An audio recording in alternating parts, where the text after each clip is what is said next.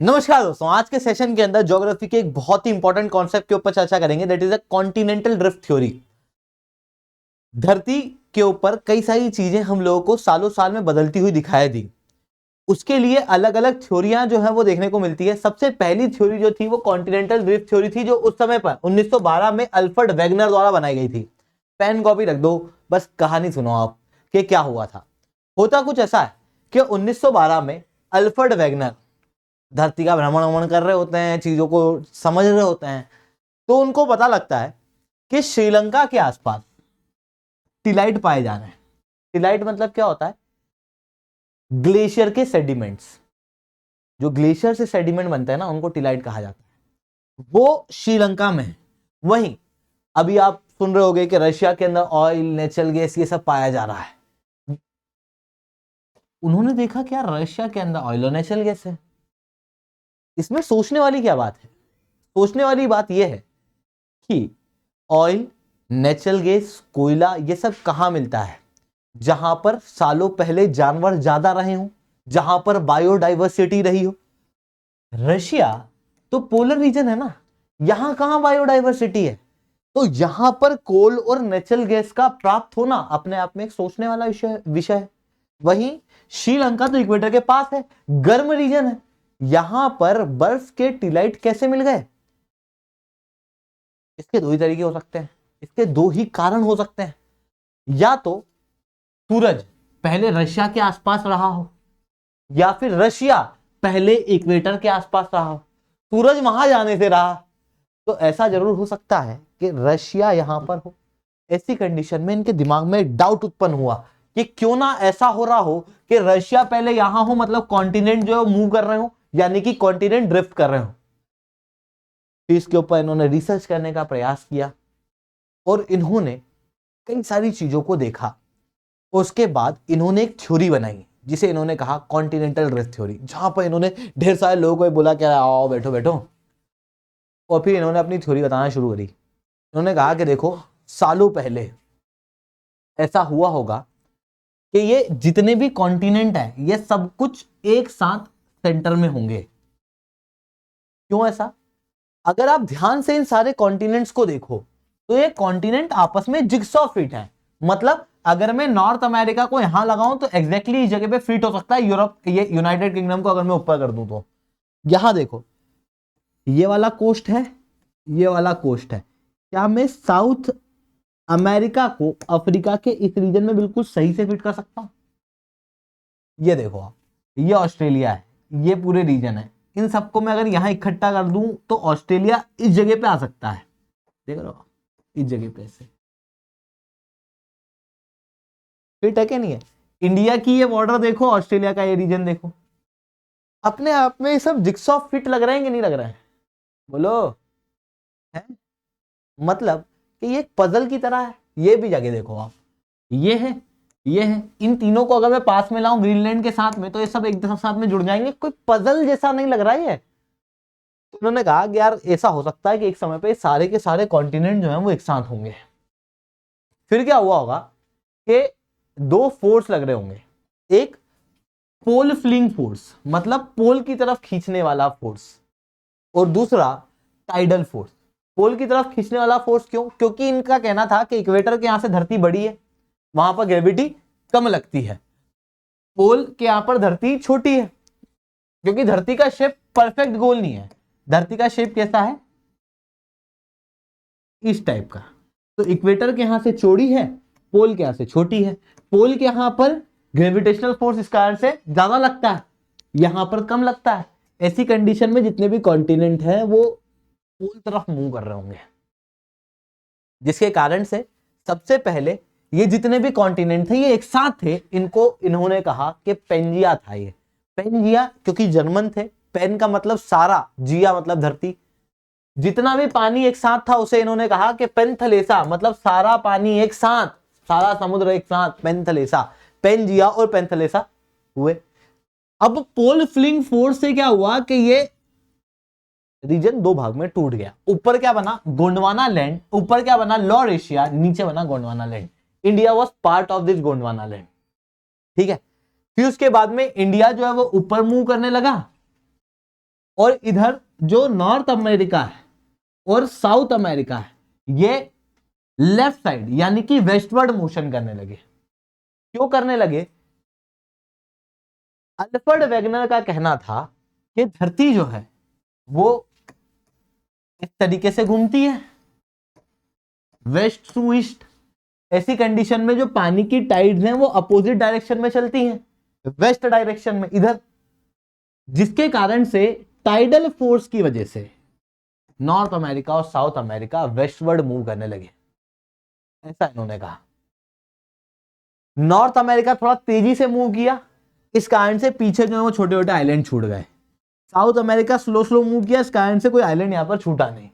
इस तरीके की इन्होंने पूरी थ्योरी दी और धीरे धीरे करके ये कहते हैं कि आज जैसी धरती का निर्माण जो है वो होता हुआ दिखाई देता है। ऐसा किसने कहा? अल्फ्रेड वेगनर ने। अल्फ्रेड वेगनर ने ये सब कहा, लोग ध्यान से सुन रहे थे कि चलो अच्छी बात कर रहा है, सुन लेते हैं। फिर क्या दो चार लोगों को लगा कह रहे यार ये तो कुछ भी फेंक रहा है। उन्होंने कहा कि अरे ये जो तुम कह रहे हो इसका प्रूफ क्या है कि कभी कॉन्टिनेंट एक साथ हुए करते थे, फिर धीरे धीरे करके वो मूव कर गए और आज जैसी धरती हो गई, ये कॉन्टिनेंट मूव कर रहे हैं, इसका प्रूफ क्या है? अल्फ्रेड वेगनर से प्रूफ मांग लिया। अल्फ्रेड वेगनर जोश में आ गया और अल्फ्रेड वेगनर ने बोला प्रूफ चाहिए तुमको? प्रूफ। इन्होंने एक एक करके ढेर सारे प्रूफ दिए। इन्होंने कहा कि देखो अभी ना बायोलॉजिकल रिसर्च चल रही है और बायोलॉजिकल रिसर्च के अंदर ये पता लग रहा है कि कई सारे स्पीशीज जानवर की, जैसे ये आप देख सकते हो लिप्टोसॉरस। लिप्टोसॉरस एक ऐसा रेप्टाइल है जो शैलो पानी में पाया जाता है, डीप वाटर में नहीं पाया जाता। और यही लिप्टोसॉरस अफ्रीका, इंडिया और अंटार्कटिका में देखने को मिलता है। अब एक जानवर की प्रजाति किसी रीजन में है तो वो डिपेंड करती है वहां के क्लाइमेट पे। जैसे इक्वेटर या ट्रॉपिकल रीजन के ग्रासलैंड के अंदर चीता मिलता है। चीता को मैं पोल पे ले जाके खड़ा कर दूं तो क्या वो जी पाएगा? नहीं, वहां पर नहीं मिलेगा, है ना। एक प्रकार की ज्योग्राफी है जहां पर एक प्रकार की स्पीशी पाई जाती है। अब मैं रेप्टाइल की बात करूं तो ये रेप्टाइल समुद्र के पार नहीं जा सकता। और ये कहां मिल रहा है?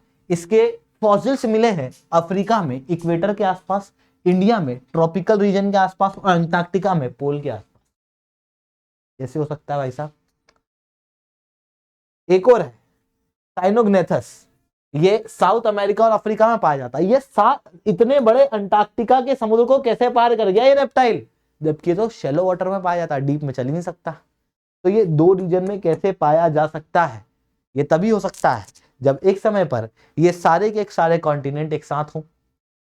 इन्होंने कहा अच्छा तुमको ये भी नहीं जम रहा, एक और बात बताओ तुम कि एक चीज आपने कभी देखी होगी कि जैसे सुवर्ण रेखा नदी है, सुवर्ण रेखा नदी के आसपास प्लेसर डिपॉजिट देखने को मिलते हैं। मतलब जब वो नदी बहती है तो वो अपने इधर के कुछ रॉक को इरोड करती है और फिर यहां पर ले जाके डिपॉजिट कर देती है। ऐसी कंडीशन में यहां पर गोल्ड डिपॉजिट मिल जाते हैं। ये तभी होगा ना जब यहां पर सोर्स है तो इधर गोल्ड मिलेगा, है ना। इसी चीज को हम क्या कहते हैं? प्लेसर डिपॉजिट। क्या ऐसा हो सकता है कि यहां पर सोर्स है और डिपॉजिट 7 समंदर पार मिल रहा है? हो सकता है। कब? जब मैं इस रीजन को उठा के 7 समंदर पार ले जाऊं, जब ये रीजन 7 समंदर पार चल जाए, जब ये नदी नदी ना रहे, यहां पे समुद्र हो जाए। यहां पर आपने सुना होगा गोल्ड कोस्ट घाना, अफ्रीका में गोल्ड मिलता है काफी, पर उस गोल्ड का सोर्स कोई नहीं है। गोल्ड का सोर्स यहां अमेजोन नदी में है, साउथ अमेरिका। ये कैसे हो सकता है? ये तभी हो सकता है जब ये दोनों कभी एक साथ रहे होंगे। इवन जब ये टिलाइट्स को देखा गया इक्वेटर के आसपास, तो इन टिलाइट्स के अंदर ये जो पत्थर हैं ये बर्फीले रीजन के प्राप्त किए गए। दिखाता है कि कॉन्टिनेंट कभी मूव कर रहे होंगे। इन सारे प्रूफ के साथ सब दूर सन्नाटा कर दिया अल्फ्रेड वेगनर। फिर वही रूम में बैठे कुछ समझदार लोग थे, उन्होंने कुछ सवाल उठा दिए अल्फ्रेड वेगनर की इस थ्योरी पे। उन्होंने कहा कि अल्फ्रेड वेगनर तुम्हारी बात सही है कि कॉन्टिनेंट मूव कर रहे हैं, लग तो रहा है, पर तुमने जो कारण बताया वो गलत है। अल्फ्रेड वेगनर ने बोला क्यों?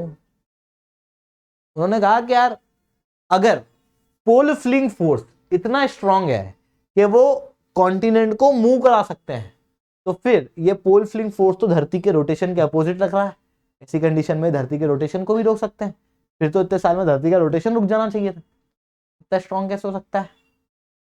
दूसरा कि अगर इक्वेटर से पोल की तरफ कॉन्टिनेंट मूव कर रहे हैं पोल फ्लिंग फोर्स की वजह से, तो इंडिया जो पहले गोंडवाना लैंड का भाग हुआ करता था, ये नॉर्थ में कैसे आ गया? पोल फ्लिंग फोर्स के अंदर भी तो इशू है। ऐसी कंडीशन में अल्फ्रेड वेगनर की थ्योरी यहां आके फेल हो जाती है, ठीक है। बट उसके बाद और भी कई सारी थ्योरी जो है वो प्राप्त की गई। अब वो थ्योरी क्या है वो मैं आपको अगले लेक्चर के अंदर बताऊंगा, सी फ्लो स्प्रेडिंग के बारे में, ठीक है। उनके ऊपर चर्चा करेंगे। बट उसके पहले एक बहुत इंपॉर्टेंट बात, अगर आपको यूपीएससी सीएससी की तैयारी करना, इंडिया के टॉप एजुकेटर से ऑफलाइन क्लासेस के अंदर पढ़ना है, दिल्ली और करोलबाग के अंदर अनअकैडमी की ऑफलाइन क्लासेस खोली जा चुकी हैं। दिल्ली के करोलबाग मुखर्जी नगर के अंदर, प्रयागराज के सिविल लाइंस के अंदर, जहां पर इंडिया के टॉप एजुकेटर आपको ऑफलाइन क्लासेस के अंदर पढ़ाएंगे। प्रयागराज के अंदर तो यूपी पीसीएस की भी कोर्सेज जो है वो शुरू कर दिए गए हैं। टेस्ट सीरीज केवल 2000 की है, यूपीएससी की टेस्ट सीरीज केवल 5000 की ऑफलाइन के अंदर। ये आपको कोई कहीं नहीं देगा। अगर आपको चाहिए तो बिल्कुल से अपने आप को इनरोल करो, बहुत सस्ते रेट है और बेहतरीन क्वालिटी है। अब आप कहोगे कि सर बढ़िया है, मतलब अच्छी क्वालिटी है, तो उसके अंदर हम जुड़ना भी चाहते हैं, पर हम कैसे जुड़ें, हाउ टू ज्वाइन इट? नीचे एक कमेंट होगा, जिस कमेंट के अंदर काउंसलिंग फॉर्म होगा, उस काउंसलिंग फॉर्म को खोलना, उसको पूरा भर देना, हमारी टीम आपको रीच करेगी। उस काउंसलिंग फॉर्म को भरने के 5 बेनिफिट मिलेंगे। पहला, आपको 40% तक का डिस्काउंट मिलेगा किसी भी अनअकैडमी के कोर्स पे, आप कभी भी लो।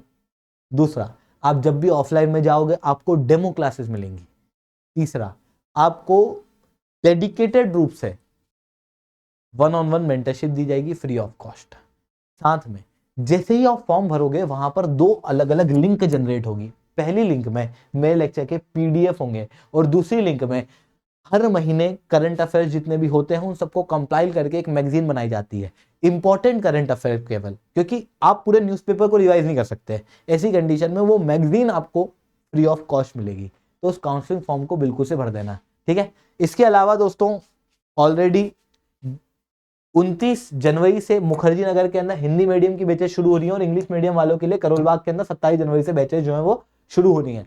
अगर आप प्रीलिम्स के लिए तैयारी कर रहे हो तो आपके लिए सीसेट का क्रैश कोर्स है 29 जनवरी से और प्रीलिम्स का क्रैश कोर्स है 22 जनवरी से। ये प्रीलिम्स की तैयारी करने वाले के लिए है। अगर आप 2025 के लिए foundation batch, prelims, mains, interview तीनों के लिए तैयारी करना चाह रहे हो तो आप ये फाउंडेशन बैच लोगे। अगर आप केवल मेंस के लिए तैयारी करना चाह रहे हो तो ऑप्शनल के कोर्स और मेंस गाइडेंस प्रोग्राम भी आपके लिए अवेलेबल है, ठीक है। इसके अलावा अगर आपको सेंटर देखना है तो इस वीडियो को एंड तक देखना।